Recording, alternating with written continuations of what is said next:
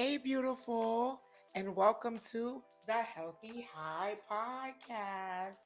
Here we are ditching the drama, dropping those pounds, and stepping boldly into your next level.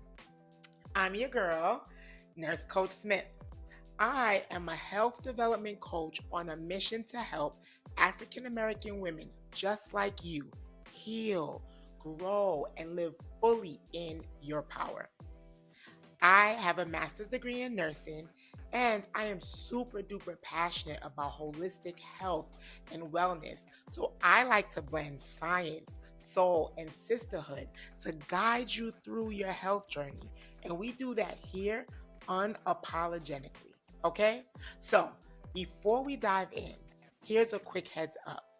This podcast is all about education and inspiration, but I'm not a doctor, so it's not medical advice. Be sure to consult your doctor or healthcare provider before you make any, and I mean any, changes to your health routine. Okay?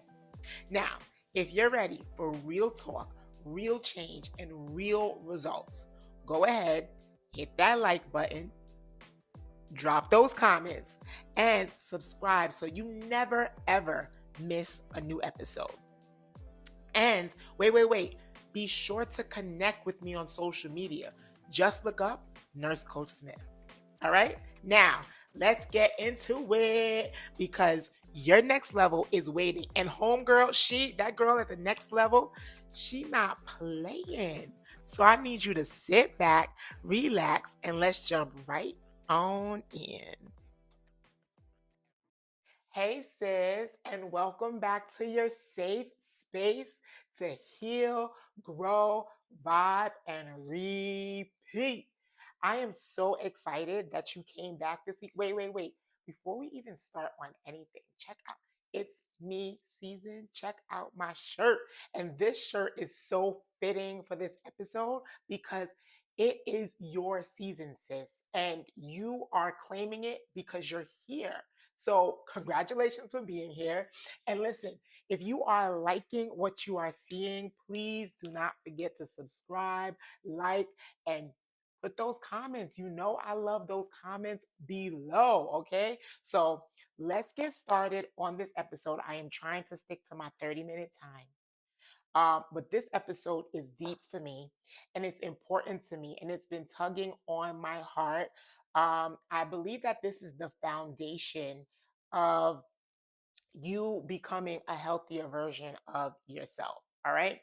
So today's episode, we're going to be diving into and understanding the cycle of why Black women put themselves last and why we don't prioritize our self care. And I think you're going to be surprised about where I believe this originated from. All right. So it's my prayer that this episode shifts you in a way that no one or nothing has ever shifted you before, right? I pray that it changes the way that you show up for yourself. All right. So let's jump in. Let's jump in. So the first thing that came to my mind, right, when I started thinking about why we as Black women put ourselves last all the time. Why me? Because I recognize, listen, it's not just you. This podcast, I know I say Black women, I'm Black. These things has happened to me. I've had to realize these things and overcome these things. And this is why I talk about what I talk about. It's because of the things that I have gone through and the things that I've seen, right?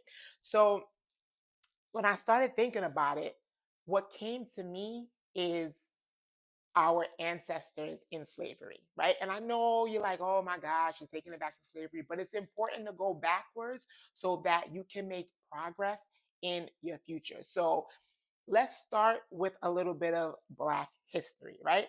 So from 1619 to 1865, Black people were obviously enslaved. That's a total of 246 years, all right? During slavery, Black women were forced into jobs. It was not a choice. Like we couldn't decide, oh, I want to be a lawyer, I want to be a doctor, I want to be this, I want to be that. This was your job. Okay. You had no choice, no questions asked, or anything, right? So we were forced in demanding roles that required us to have like unwavering strength and a lot of selflessness. And I believe that because of that, we've developed this strong Black woman persona, this persona that puts ourselves and our needs last, right? So we've got to dig deeper and kind of eradicate that.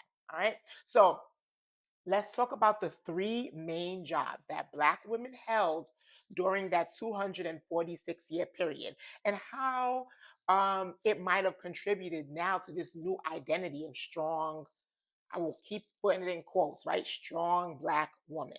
All right. So the first one I want to talk about is a domestic laborer, right? So as a domestic laborer, most likely you were in the home, right? You were the cook, you were the maid, you were the wet nurse. Now, if you don't know what a wet nurse is, a wet nurse is someone who breastfeeds other people's children and their own, right? So not only were you breastfeeding your children, you were breastfeeding the slave master children. And why? I'm going to give you my opinion because they knew that the Black woman's breast milk came with a level of strength and nutrients that theirs did not. That's a whole nother conversation for another day. But I believe that that's one of the reasons that they forced us to breastfeed their children. It also consisted, so domestic laborers also consisted of caretakers, right? And so the expectation when you were in this role is that you had to consistently be available, you had to be clean, you had to be quiet, and you had to be obedient, right? If you look at the house niggers or the house Negroes, they were always well kept, they were dressed, they were nice, they were respectful. Yes, sir, yes, ma'am. Those were the expectations. They were available to the white man's every single need. They were there, right? That was the expectation of that role. All right. So that's the first role. The second role was field laborers. And obviously, we know what field laborers do. They plant, they cultivate the land, and they harvest crops. They plant, harvest, and cultivate. And the expectation for these workers were to work from sun up till sundown, right? Without breaks, very little breaks. Um, they were even expected to work, these women were expected even to work while pregnant, right? Even if exhausted and postpartum, they were expected to kind of get back to work immediately. Like you pregnant, you work from 0 to 9 months. And then right after you have that baby, sun up to sundown. No breaks, keep going. You got to push through, right? Um, and then one of our final major jobs that was forced upon us, I have to keep saying forced upon us, was to obviously take care, be caretakers for the other slaves. So if another slave was beaten and they were hurt or something that needed care, it was the Black woman's job to care for other like other slaves, right? If something was wrong with them. So there was consequences when we didn't perform our job. All right. And or I'm not even say perform the job. Yes, perform the job, but there were consequences even if we were perceived as being lazy. Okay, being lazy could have been you just needed some water and you could be perceived as being lazy. And there were consequences for not doing the job or being lazy. All right. So the consequences included physical abuse, which we all kind of know about, right? Beatings, whippings, and even mutilation. All right. Family separation was a consequence. So if you didn't perform the job and meet expectations, they would separate families. All right. Starvation, not being able to eat, not being provided food was a consequence of not doing your chosen forced job. All right. Threatening of other family members. They would say, well, if you don't do this, we're going to kill your husband. If you don't do this, we're going to sell your child. If you don't do this, we're going to rape your daughter.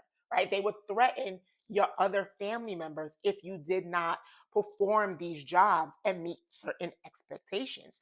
And then obviously, if they wanted to, they'd kill you, right? So our ancestors really didn't have choices as a black woman, right? The identity of a strong black woman, it was not a choice, right? It was really a survival mechanism.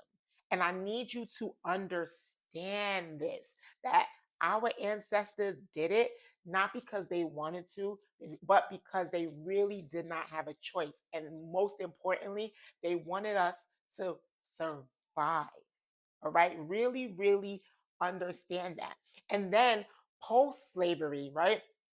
The legacy the legacy of strong black women, it didn't end there. It evolved, right? It just evolved into social and cultural expectations, right? So post emancipation, black women continued some of those roles, mostly as domestic people and as agricultural people, people out in the field and people out in the home. And the job expectation didn't change just because they were getting paid for it, right? They were still expected to be available all the time. They were still expected to work nonstop without breaks and not be tired. That expectation still continued well after slavery into post emancipation roles, right? And it was also kind of embedded in us. Imagine doing something for 246 years. I tell people when I'm coaching them, or I don't really tell when I'm coaching, but I do recognize that it's hard to change behaviors even when it's hurting you. So imagine having these expectations, doing these jobs for 246 years, right? We're growing in it, we're growing, festering in it as in our wombs. When our mothers are doing it, we're coming out, we're watching our mothers doing, we're trained to do it. We continue 246 years. When slavery stops, that mentality doesn't just go away that easy, right? If I tell you today, I don't know, stop eating chicken, you look at me like, girl, I've been doing this all my life. What you mean stop? Right? So it became embedded in us to do this subconsciously, to work tirelessly, to take no breaks, to be obedient, to be available to everyone's needs. All of these things, we just subconsciously we do it, right? And it comes from a moment in time where our ancestors had to do it as a survival mechanism, right? And then not only was that going on, the media then started to portray like women, at black women specifically, as strong black women, right? They gave glory to women who were self-sacrificing. And I'm going to give you some examples, right? I couldn't go without giving you a few examples of the media portraying or glorifying strong black women. You got to be a strong black woman, right? So the first show, don't judge me. I have never seen Gone with the Winds, right? It's not my time, but doing this podcast, I did some research. And so what I found is that Mammy kind of enforced the idea of the strong black woman because she exists to serve others without personal desires, needs, or vulnerability. Right? Does that sound familiar even to today? Are you a woman that um exists to serve people, right? It you fit and sometimes it doesn't come off that way, or it sounds weird, like I don't serve, because we have this independent woman thing going on too. I don't serve people, but you do. You find validation in what you can do for others. You may not recognize it, right? I didn't recognize. I had therapy help me recognize that I found validation in what I can do for others. It's not something that you may recognize on your own, but most black women find validation in what they can do for someone else, right? They believe that this is the strong black woman. I can do it all. I can do everything. I can take care of everything, right? So Mammy is one character in Gone with the Wind who definitely continued to propel this strong Black woman identity. And I'm going to give you a lot more. All right. The color purple. Celie endured so much abuse in The Color Purple, but yet she showed a great amount of emotional strength and endurance, right? Like, if you're getting abused, you just want to like go in a corner and cry, but not Celie. Like she showed so much strength, even though she had all of these trials and tribulations in The Color Purple, right? So that's another one. Another one in Good Times, Florida. She presented amounts of strength and unwavering calmness, even in hardships. So that's another character that was propelled through media. And this kind of like we're watching these TV shows and we think nothing of it, but it does something to us. It teaches us, especially when it's a Black woman, because sometimes we can see ourselves in them, right? Now, one of my favorite, Claire Huxtable in The Cosby Show. Now that is my time for sure. All I did was watch The Cosby Show, right? And not for nothing. Obviously, I do not believe that these shows were created because it's like, well, let's show Black women being strong Black women. But I just think that that's what the cultural and societal norms were, or what the expectations were, right? So stories and shows were created around that, right? Now let's get back to Claire Huxtable, because Homegirl had like how much she was raising 5 kids. Now I got three, and send help, okay? But Claire was raising 5 kids. She was married. She had a lawyer. She had grandkids. Different. One of her children brought a man in that had children. I think she was helping to raise some other family members. There was mad children in and out that house. Okay, that house barely ever looked a mess. Claire never ever. I don't think I ever really seen her had a mental breakdown. She always had this calmness to her, and all of these things were going on. She always maintained her composure, and I don't know. And comment below. Did you ever really, maybe an episode, maybe two, but have you ever really seen Claire Huxtable do any self care? You ever seen her go out for massages? You ever seen her go get her nails done? You ever see, like, the most I might have seen her do that is considered self care is like reading a book or something like that. But I didn't really see them emphasize a lot of self care for someone who had all of this going on. All right. All right. The next one I want to talk about is Olivia Pope. Now, in Scandal. Remember Scandal, TGITs, the Thursdays. Let me tell you about the Thursdays, okay? Everybody would be waiting for Miss Olivia Pope on TGIT. Okay.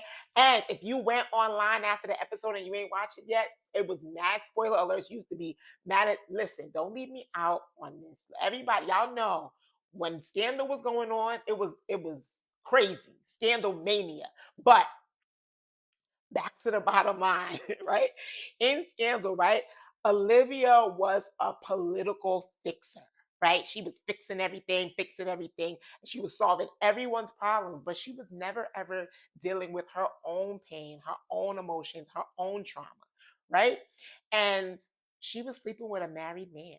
I know she had her own pain and trauma. That right there alone tells me she had her own pain and trauma that she was unhealed from, that she was not paying attention to, but she was fixing everybody and being there for everyone and doing it. And like this is the portrayal of this strong Black woman, and we was sucking it up. We was eating it up. Because let me tell you, me for one, I did not miss a TGIT. Is it TGT? Thank God it's Thursday. Yeah, I think that's what it was. I didn't miss it. I was right there with y'all watching it, sucking it up. What like what's she gonna fix this week? What's she gonna do this week? Right? We taking that into our subconscious, and then we want to be like these people, right? Or we idolize. This is what it looks like. And the last one that I'm going to talk about is Mary Jane and being Mary Jane. Homegirl was super duper successful in her career, right? And from the outside looking in, it looked like she had it all. She had this beautiful home. She had this wonderful career. But what was going on in the background? She had mad family drama. She had fertility issues and she couldn't keep a man. She had men issues, right? Again, from the outside, strong black woman. I got it all together. I got this beautiful car, beautiful home. My job is all good. But she was like suffering kind of sort of in silence, right? And that portrays the strong black woman persona. And many, every, I feel like, Tyler Perry film. I have Tyler Perry in my notes. He does a wonderful job at his work. I love Tyler. I love you. Love your work. But very often there is some type of strong black woman in Tyler Perry's work. Go look at almost any of his TV shows or his movies, and you will see exactly what it is that I'm talking about. All right. So slavery happened, all that was going on. Post emancipation happened, we continued the persona. Then it started to be propelled and shown in the media and in our culture, right? So, this is kind of where we get this strong black woman thing from. All right. I need you guys to remember that it was forced upon our ancestors. That is their story, right? And we appreciate their story. We thank God for it because then, listen, I wouldn't be here talking if they didn't do what they needed to do to survive. But that does not have to be our story. As a matter of fact, it's not even good for it to be our story. And I'm going to start to get into the consequences that's now showing up because of this strong black woman persona that we are continuing to engage in. All right. So, this strong black woman persona, it leads to self-neglect, isolation, and burnout. All right. So, I'm gonna start to get into some facts in this segment that I've researched, but I want to go deeper into some of the consequences of being a strong black woman. So, the first one I'm going to talk about is emotional suppression, right? The strong black woman always keeps it together and is perfectly okay. All right? Because we view, and I'm saying we because I have lived with the strong black woman identity for so very long, right? I have now chosen to do away with it. I am so happy, and you will be too, once you really, really break those chains. All right. There's something to say about not being a strong black woman. It feels great. All right. But in our minds, we view vulnerability as weakness. And this leads to unhealed trauma. It leads to emotional numbness, and it definitely leads to sudden breakdowns or panic attacks. I remember having my first panic attack like it was yesterday. And I was crying nonstop. I could not stop crying. And I couldn't pinpoint, it's not like something happened. I could not pinpoint why. I was crying, my heart was pounding. I felt completely out of control. Most likely that happened because I was so busy being emotionally suppressed, sitting in my strong black woman, right? Okay, second one, mental health struggles. So, according to the Health and Human Services Office of Minority Health, Black adults are more likely to experience persistent symptoms of emotional distress, but less likely to receive treatment. All right. We suffer from anxiety, depression, high functioning stress. Me, I was straight up me, and a lot of black women that I talk to, high functioning stress. All right. And chronic hyper independence. Me, big time me. Chronic hyper independence. I could do everything.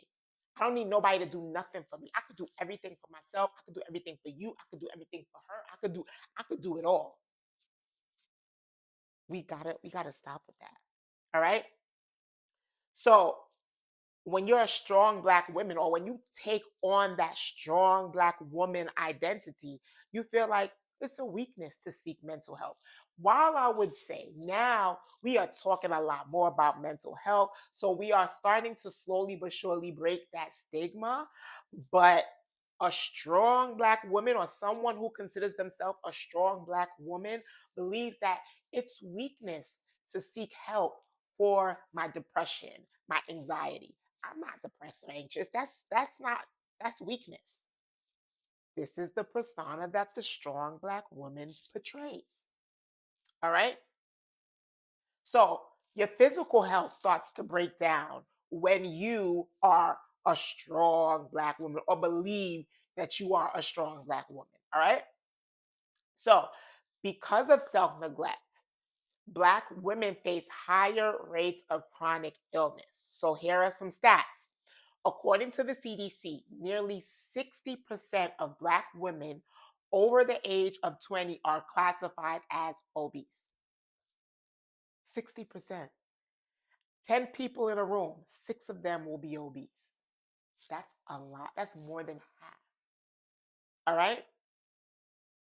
We're 60% more likely to have high blood pressure than white women. And let's not forget heart disease, the leading cause of death in Black women in the United States. All of those three things that I talked about, what hurts me is that it's preventable and reversible.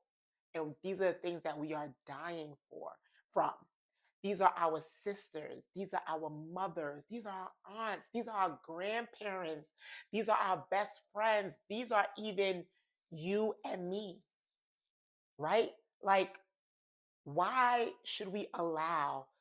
And listen, it's not just the strong Black woman persona that's doing these things, but it contributes. There are a lot of things like our eating habits and our lifestyle and things like that. And that's a topic for another day. But we have to recognize that upholding this strong woman persona, it's killing us. All right. Um, Holding it together, it puts us in a constant state of stress. And this constant state of stress triggers inflammatory responses in our body that leads to high blood pressure, that leads to obesity, that leads to autoimmune disease, that leads to diabetes, that leads to, yes, even cancer. All right. So we've got to think about our physical health breaking down as we want to be these strong Black women. And again, we have to understand that this is learned behavior. This is taught behaviors from our ancestors who again did these things to survive. We no longer have to do these things to survive. So we've got to start to change our mindset around being, or what it is to be, a strong Black woman. Like, it's okay to be a strong Black woman, but let's make strong Black woman being soft and pink and vulnerable. That is what gives you strength. Not holding it all together, not being socially isolated, not asking for help. All of those things are working against you. And we now know that. That's why Black women are so very sick. All right? All right. Fourth one, silence and isolation, which I kind of just mentioned. Struggling alone. When you believe in your mind that you're a strong Black woman, you struggle alone. You don't ask for help. You support everyone else, but you lean on no one, right? And this leads to feeling abandoned, feeling lonely, right? And that can propel itself into other or more mental health issues, right? Another thing that happens, we lose our identity because we start to define our worth by productivity or how much we can do for others, right? So this leads to us not knowing the things that we love, what we enjoy, our own needs, um, our desires. I know that in the peak of me being at my most sick, right? I turned around and I said to myself, I don't even know what makes me happy anymore. I don't even know what I love to do. That's because for so long I was sitting in the strong Black woman mentality, and I was putting my worth on how much I can do for someone else that I didn't even know anything about myself, right? The last thing that this strong Black woman persona is doing is it's creating generational burnout, right? We passing this on to our daughters and our granddaughters, and we're teaching them that softness is a weakness, and we're teaching them that self-care is selfish.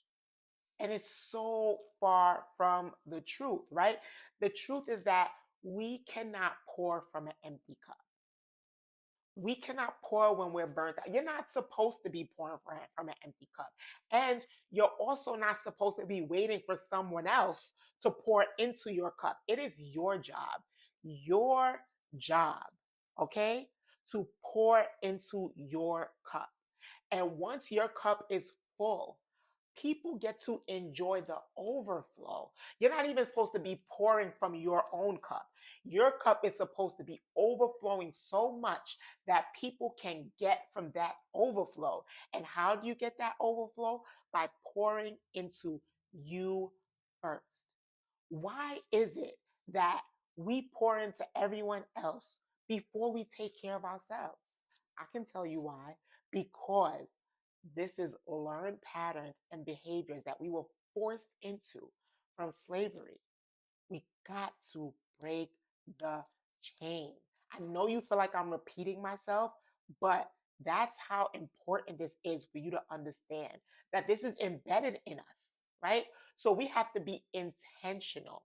You have to be intentional about changing this for you and for the generations to come after you. All right? All right. So changing our mindsets is gonna be key here. All right. So wellness, this because this is wellness. There is a health aspect, right? But this is more of a wellness aspect, right? I need you to understand that it is not a luxury. It is your birthright to be well. All right. We got to be intentional. I talked to you about that already. You have to be intentional about this, and you have to do it unapologetically. Be intentional about breaking this strong Black woman persona and redefining it. Let's redefine it. Let's work together to redefine what it means to be a strong Black woman. We got to acknowledge, right, that we have been a part of this persona. We got to acknowledge that we have been putting ourselves last.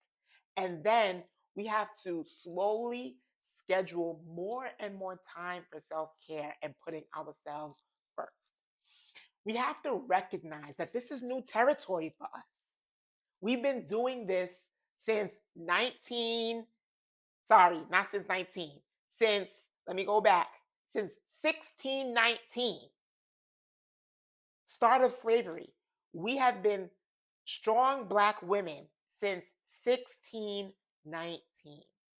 That is a million gazillion years ago. That's like at this point over 400 years ago. So this is new territory for us. So we have to understand that when things are new, one, it takes time. We have to be patient with ourselves. We have to give ourselves grace, right? And we have to seek resources. The Healthy High Podcast. This is why you're here. You're learning something new. And new behavior, it's hard. It takes time. All right. And most importantly, again, it takes patience. It takes patience. All right. You gotta hold yourself accountable. You got to, the thing about my podcast is you got to hold yourself accountable. You have to. That's the only way.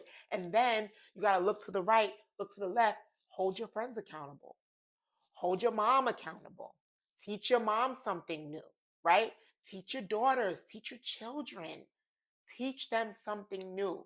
Hold yourself accountable. We have to work together to change the narrative of what strength looks like. Are you struggling with losing weight?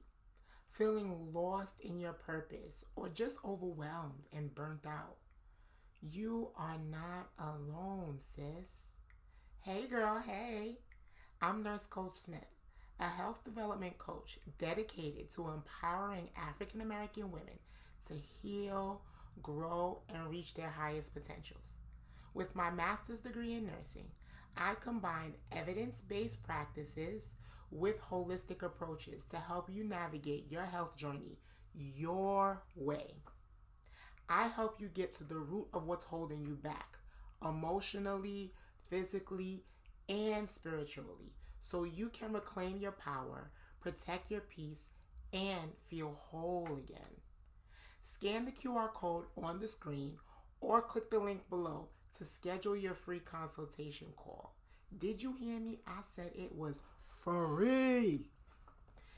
In this call, we'll see if working together feels like the right fit for you because guess what? It may not feel comfortable. It may not feel like the right fit, and that's okay. In this space, you will be heard, supported, and empowered. No pressure, no judgment, just a real conversation about your goals, your needs, and the version of you that's been waiting to shine. So, what are you waiting for, girl? You have nothing at all to lose. Scan that QR code or click that link below and schedule your consultation. All right. So, you ready for your call to actions? We are wrapping it up. We're wrapping it up. I hope you guys are getting a lot from this episode, a lot of information. All right. So, here is your mandatory call to action. All right. You got to do it no matter what. I hope you guys went out, bought a journal because journaling every week is a mandatory call to action. All right. So, journaling allows you to be vulnerable. And if you're not ready to be vulnerable with the world, at least start to learn to be more vulnerable with yourself through journaling. No one is reading this except you, right? So journal. So here are one, two, three, four questions I need you to ask yourself when you're journaling. Number one, what shows up for you after listening to this episode? How do you feel? Are you sad? Are you mad? Are you angry? Are you more understanding? Like what shows up for you? All right.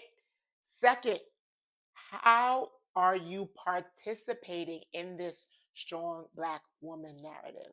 How are you participating in it? I'm sure in some aspect of your life, you are participating in it. All right. Third one, what has it been costing you to be a strong Black woman? And that doesn't have to be financially, right? Is it costing you your health? Is it costing you your patience? Is it costing you your life? Like, what is it costing? Is it costing you a family? What is it costing you to be this strong Black woman? And the final thing I would love for you to journal on is what small change can you make this week to show up more soft, more pink, and more vulnerable? All right. So, four questions I need you to answer and journal on other things, right? Like, as you proceed through the podcast and you start journaling and you're becoming a different person because you're learning more and you want to be intentional about developing your health. Again, this is a health development podcast. You're going to have to cry. You're going to have to mourn the person that you're walking away from and that you're leaving behind because this has been you for however old you are. And now you're getting ready to step into a new person. And yes, you're hopeful that this new person is going to be great, right? But It's a little scary because you're so used to being you. So you may want to journal and cry and mourn over this person you've been, right? And how this strong Black woman persona has cost you your health, right? And that is okay. I welcome that. I love that, right? And so here are some other call to actions that are not mandatory, but I just like to give you more than one. And it may just be that you only want to journal, and that's great. No need to do the other ones if you don't want to, but there are some people that like to do a little extra. So here are a couple more call to actions that you can do this week. Give yourself permission to be tired and rest without guilt. Okay?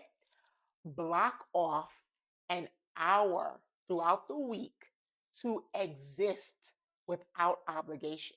So that can look like 10 minutes a day. That can look like 15 minutes for 4 days this week. That can look like 20 minutes for 3 days this week. But I need you to take that time and again, exist without obligation. Okay? All right. The last call to action is to ask for help. Delegate a task or two. Allow someone to show up for you.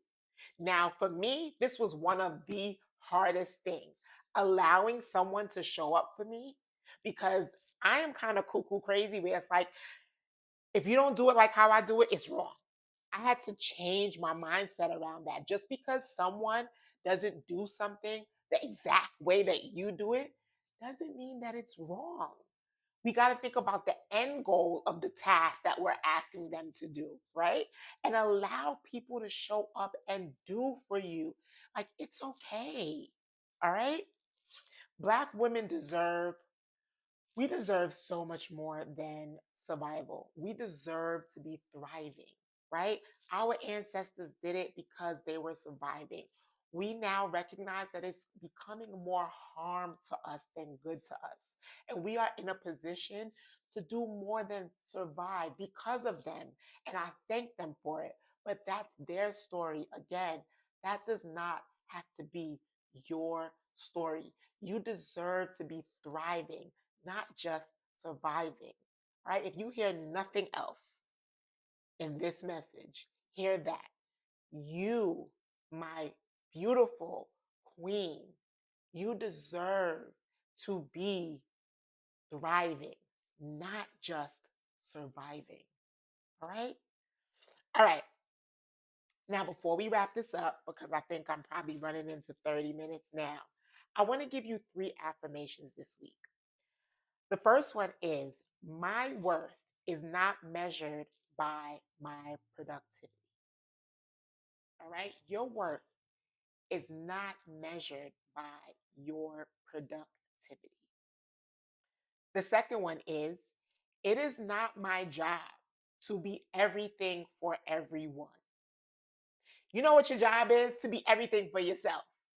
It is not your job to be everything for everyone. And let me tell you, some people are not going to understand your selfishness.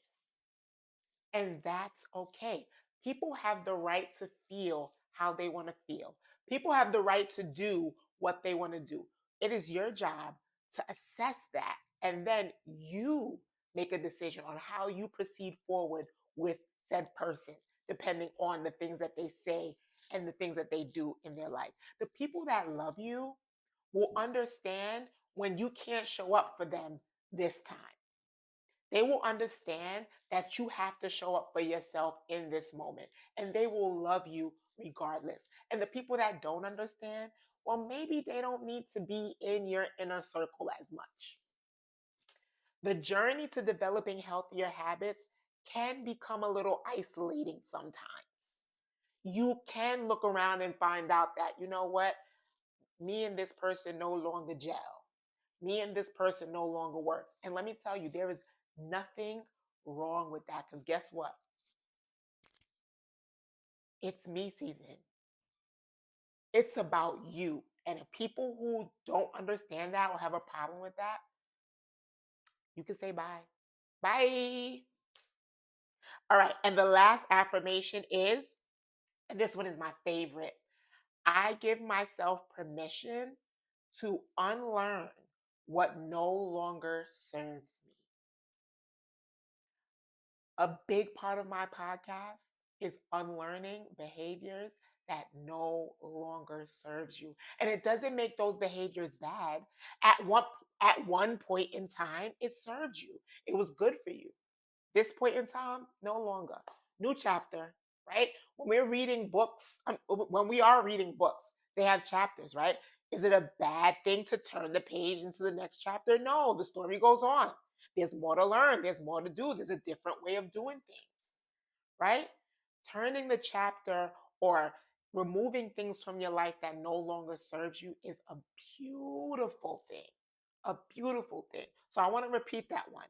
I give myself permission to unlearn what no longer serves me.